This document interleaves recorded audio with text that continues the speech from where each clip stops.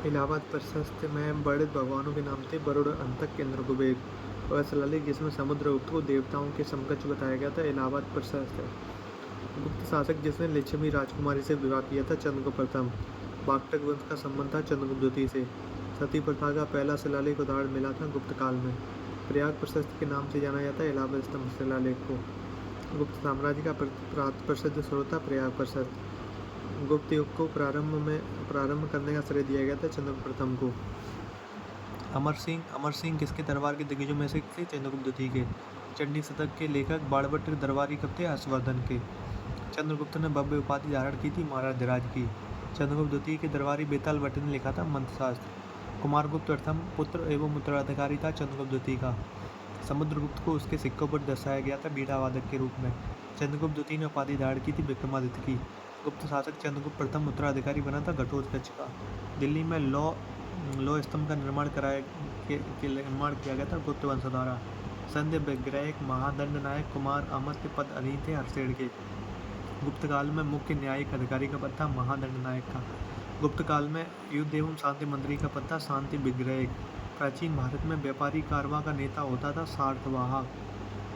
गुप्त काल में मुख्य बैंकर अथवा व्यापारी का पद था नगर श्रेष्ठी। आयान ने अपनी घर वापसी की यात्रा शुरू की थी बंगाल से। नालंदा एक प्रसिद्ध बौद्ध मठ स्थित है बिहार में। समुद्रगुप्त की माता का संबंध था लिच्छवीगढ़ थे।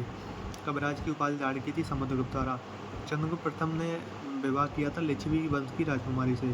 प्रभावती गुप्त पुत्री थी कुबेर नागा एवं चंद्रगुप्त द्वितीय की। गुप्तों ने हलकर नामक कर लगाया जिसे कहा जाता हल्विकर। समुद्रगुप्त की उपाधियों की जानकारी का उल्लेख मिलता है प्राग प्रशस्त इलाहाबाद स्तंभ में। 12 महीन 9 रत्नों में से एक थे चंद्रगुप्त द्वितीय के। भुक्त भोग विषय विधि और मंडल प्रशासनिक विभाग थे गुप्त काल में। नालंदा विश्वविद्यालय की स्थापना की थी कुमारगुप्त प्रथम ने। भारतीय इतिहास का स्वर्ण युग कहा जाता है गुप्त काल को। गुप्त साम्राज्य के राजा समुद्रगुप्त प्रसिद्ध थे बीड़ा वादक के लिए। समुद्रगुप्त के इलाहाबाद स्तंभ शिलालेख की ऊंचाई थी 35 फीट। 4वीं शताब्दी ईस्वी पूर्व की शुरुआत में गुप्तों ने एक छोटा साम्राज्य स्थापित किया था मगध में। अर्थशास्त्र के लेखक थे कौटिल्य। अर्थशास्त्र को सबसे महान खगोलविदों में से एक माना जाता है गुप्त काल के दौरान। सिक्कों पर समुद्रगुप्त को किस वाद्ययंत्र को बजाते हुए देखा गया? वह है बीड़ा। वह वर्ण जिससे गुप्तों का उदय हुआ था माना जाता है वैश्यवर्ण।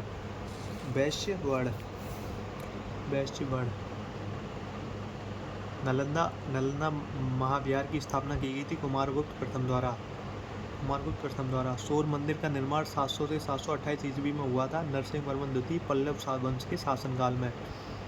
महाबलीपुरम का सौर मंदिर एक उदाहरण है द्रविड़ वास्तुकला का। चंद्रगुप्त प्रथम का उत्तराधिकारी था समुद्रगुप्त। भारत का नेपोलियन कहा जाता है समुद्रगुप्त को। गुप्त वंश का प्रथम शासक जिसने महाराज धीराज की उपाधि धारण की थी चंद्रगुप्त प्रथम। नालंदा विश्वविद्यालय का संस्थापक था कुमारगुप्त प्रथम। प्रयाग प्रशस्त की रचना की गई थी संस्कृत में। कालिदास का नाटक अभिज्ञान शाकुंतलम और किस राजा के बीच की प्रेम कहानी है दुष्यंत। रुद्रदामन के जूनागढ़ अभिलेख में एक झील की मरम्मत का उल्लेख किया गया है जिसका नाम है सुदर्शन झील। हर्षेठ दरबारी कवि एवं मंत्री थे समुद्रगुप्त के। बिहार के सुल्तानगंज में खोजी गई गौतम बुद्ध की विशाल प्रतिमा है गुप्त काल की। मृच्छकटिका बिनवास दत्ता पदम भ्रवत का संस्कृत नाटक लिखे गए थे शूद्रक द्वारा। हिंदू वास्तुकला के नाम से प्रसिद्ध भीतरगांव मंदिर स्थित है कानपुर उत्तर प्रदेश में। 7वीं शताब्दी के दौरान राज्य व्यवस्था के संदर्भ में सामंत शब्द का अर्थ था अधीनस्थ शासक। कुतुब मीनार परिसर में बने लौ स्तंभ की स्थापना की गई थी चंद्रगुप्त द्वितीय द्वारा। समुद्रगुप्त के उत्तराधिकारी चंद्रगुप्त द्वितीय को जाना जाता है विक्रमादित्य के नाम से। भारतीय इतिहास का स्वर्ण कहा जाता है गुप्त काल को। लिच्छवी नरेश की पुत्री कुमार देवी का विवाह हुआ था चंद्रगुप्त प्रथम से और है वरुरुचि छपड़क और कालिदास दरबारी नवरत्नों में से एक थे विक्रमादित्य के। मेघदूत अभिज्ञान शाकुंतलम मालविकाग्निमित्रम प्रसिद्ध रचनाएं कालिदास की। विक्रमोर्वशी रघुवंश कुमार संबंध की रचना की थी कालिदास द्वारा। समुद्रगुप्त के इलाहाबाद स्तंभ शिलालेख प्रयाग प्रशस्त की रचना की थी हर्षेठ द्वारा। समुद्रगुप्त के इलाहाबाद स्तंभ शिलालेख लिखे गए थे संस्कृत में। बृहज्जत्ताक बृहद संहिता और पंच सिद्धांतिका प्रसिद्ध कृतियां 12 महीर की। 12 महीर किसके दरबार में नवरत्नों में से एक थे? चंद्रगुप्त द्वितीय के। नालंदा विश्वविद्यालय की स्थापना की गई थी कुमारगुप्त प्रथम द्वारा।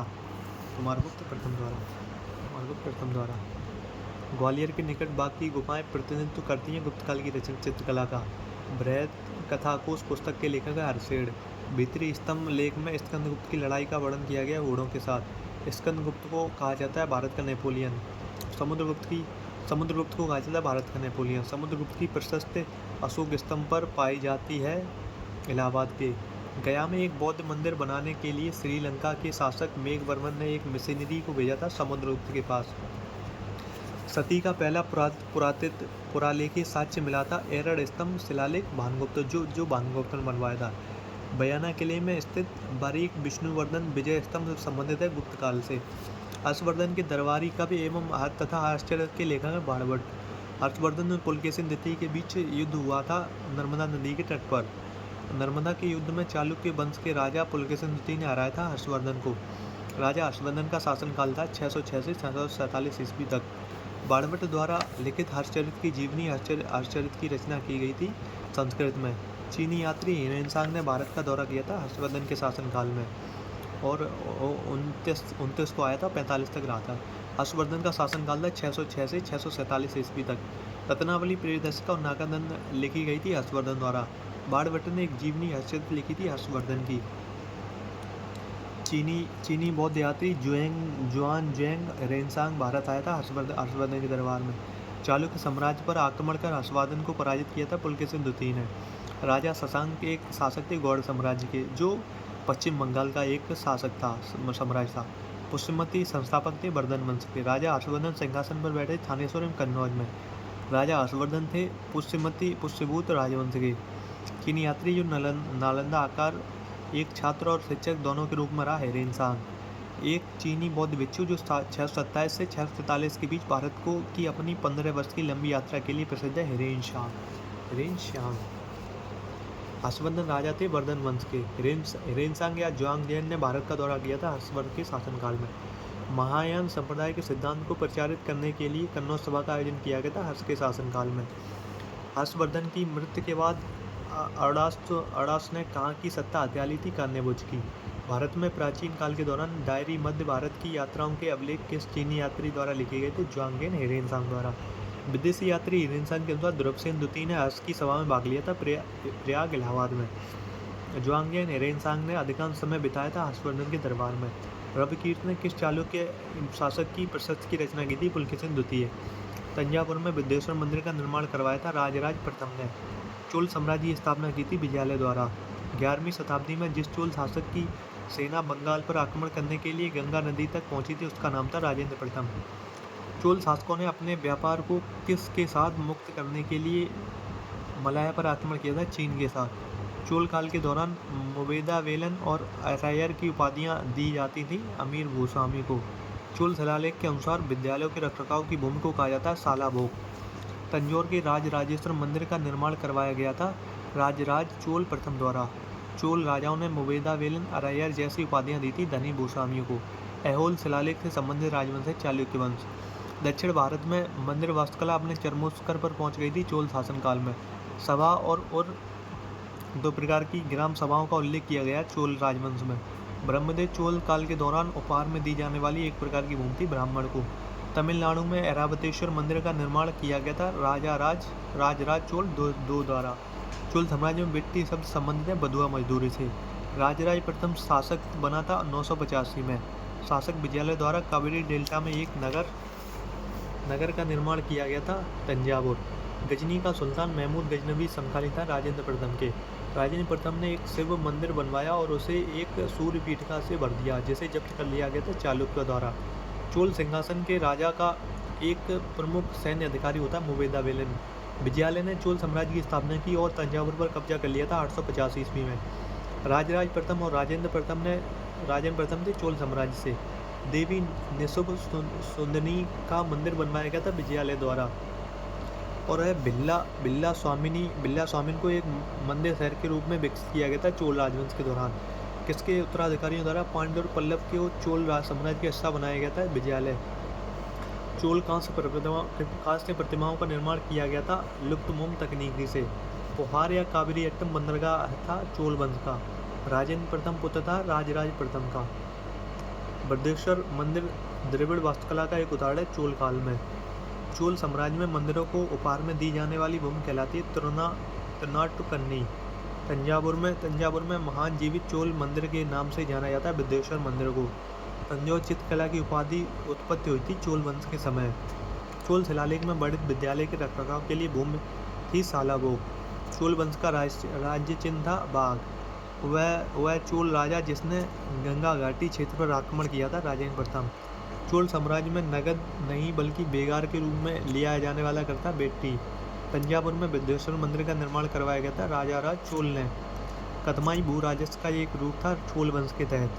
चोल वंश में विद्यापीठों के रखरखाव की भूमि से संबंधित कर है सालाबोग। चोल वंश का संस्थापक था विजयालय। नटराज प्रतिमा किसके शासनकाल की है? चोलों की। गंगईकोंडा चोलपुरम की उपाधि दी गई थी राजेंद्र प्रथम को। ग्राम स्वायत्ता अनूठी प्रशासनिक व्यवस्था की विशेषता थी चोल राजवंश की। महाभारत की रचना की थी पतंजलि ने। बंगाल के पाल वंश का उत्तराधिकारी था सेन वंश। मिलिंद ने अपनी राजधानी स्थापित की थी सियालकोट पाकिस्तान में। बताबी के चालुक्य सहायक राजकुमार थे कदम्ब राजवंश के। भरूच और अमरावती स्तूप प्रसिद्ध हैं बौद्ध रेलिंग और प्रवेश द्वार के लिए। अमरावती स्तूप पलनाडु आंध्र प्रदेश की खोज की थी कॉलिन मैकेंजी ने। भरूच स्तूप और सताना मध्य प्रदेश की खोज की थी अलेक्जेंडर कनिंघम ने। कठियावाड़ा का जूनागढ़ शिलालेख संबंधित है रुद्रदामन प्रथम से। भारत का सबसे प्राचीन किला है कांगड़ा किला हिमाचल प्रदेश। बृहद संहिता जो खगोल विज्ञान का ग्रंथ है लिखा गया था बरहमीर द्वारा। मामल्लापुरम का तटवर्ती मंदिर बनवाया गया था पल्लवों द्वारा। चाहमान वंश का वह शासक जिसने अजमेर को अपनी राजधानी बनाया था अजयराज। पृथ्वीराज राजों के लेखक थे चंद्रवरदाई। दुर्गसेन द्वितीय का संबंध था मैत्रक वंश से। बंगाल में सिद्धेश्वर महादेव मंदिर दर्शाता है पाल राजवंश वास्तुकला को। मालविकाग्निमित्रम 5वीं शताब्दी ईसा का एक नाटक लिखा गया था कालिदास द्वारा। रावण फाड़ी गुफा और ऐहोल में दुर्ग मंदिर किस वंश की स्थापत्य शैली का चित्र है? चालुक्य वंश की। अष्टाध्यायी व्याकरण पर एक संस्कृत ग्रंथ है जिसके रचनाकार है पाणिनि। पाणिनि संहिता में एक संस्कृत व्याकरण की समस्या है जो मौजूद है अष्टाध्यायी में। अष्टाध्यायी में 2500 साल पुरानी संस्कृत व्याकरण समस्या का समाधान डॉक्टर ऋषि राजपोपट ने किया। तारे के आकार के मंदिर का बनाए गए थे होयसल के शासन के दौरान। सांची स्तूप स्थित है मध्य प्रदेश में। हिंदू शाही साम्राज्य की स्थापना राजधानी थी बेहिंद। गढ़वालों का शासन था कन्नौज क्षेत्र पर। अभिनय दर्पण स्रोत है भरतनाट्यम के अध्ययन का। अलवार उपासक थे वैष्णव धर्म के। राज तरंगिणी पुस्तक किस बारे में है? कश्मीर के इतिहास के बारे में। अरब यात्री सुलेमान ने भारत का दौरा किया था 9वीं शताब्दी में। वह शासक जिसने जैन विद्वान हेमचंद्र के प्रभाव में जैन धर्म स्वीकार कर लिया था चालुक्य। विक्रमशिला की स्थापना की गई थी पाल सम्राट धर्मपाल द्वारा। आला उदल थे चंदेल राजपूत राज्य के। चंदेल राजपूत राज्य के संस्थापक थे नन्नुक। पाल वंश के शासक मुख्य रूप से संरक्षक थे बौद्ध धर्म के। मेगस्थनीज ने भारतीय समाज का वर्गीकरण किया था 7 वर्गों में। विज्ञानेश्वर द्वारा लिखित पुस्तक मिताक्षरा संबंधित है न्यायपालिका क्षेत्र से। 9वीं से 11वीं शताब्दी के दौरान बंगाल में मूर्तिकला की शैली को कहा जाता है पाल शैली।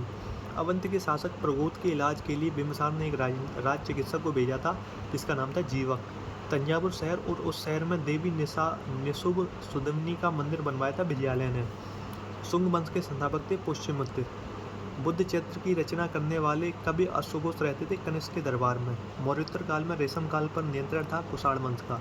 चरक को जाना जाता है आयुर्वेद के जनक के रूप में। एक तमिल महाकाव्य शिल्पाधिकारम की रचना इलांगो नामक कवि ने की थी लगभग 18 वर्ष पूर्व।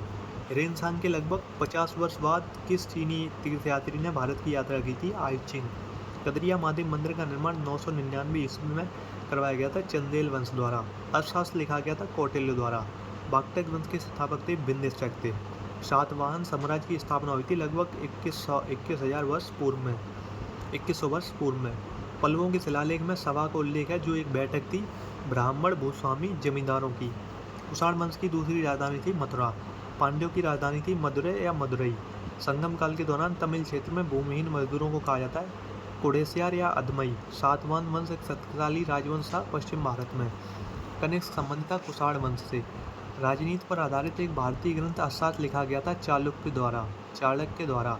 कुषाण शासकों ने